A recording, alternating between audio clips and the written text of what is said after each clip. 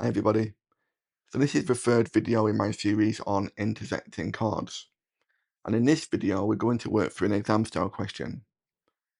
So we've been given that A, B, C and D are points on a circle, where ABX and CDX are two straight lines. A to B is 14 centimeters, B to X is 10 centimeters, and C to X is 12 centimeters. There's two parts to the question. We're going to have to work out the length of A to C, which is this chord, and the length of D to C, which is this chord. So if we begin with part A, to work out the length of A to C, we can use the fact that this is one side of a non-right angled triangle, where we've been given an angle between two non-lengths.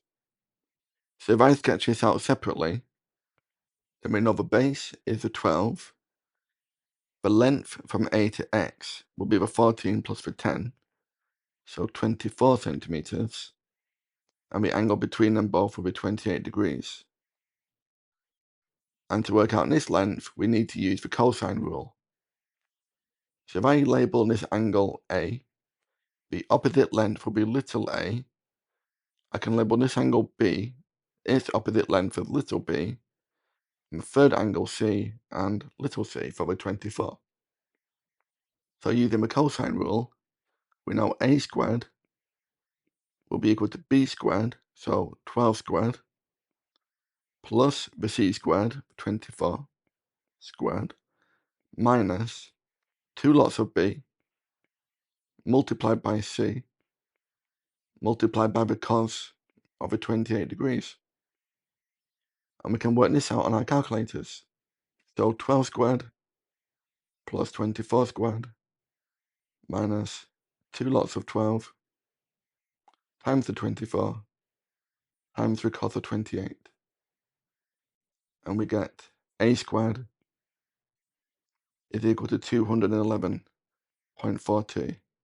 We can take the square root of this, so A will be equal to the square root of that answer. And we get 14.54.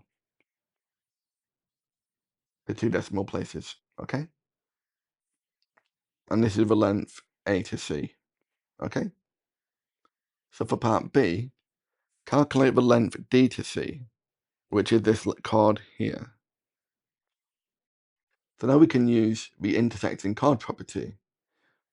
We know AP in our diagram will be the length of A to the end of that line, X, which is 24, multiplied by PB, which is the exterior part. So this will be 10. This will be equal to CP, which is the full length of that line segment. And because we don't know D to C, we can call this X.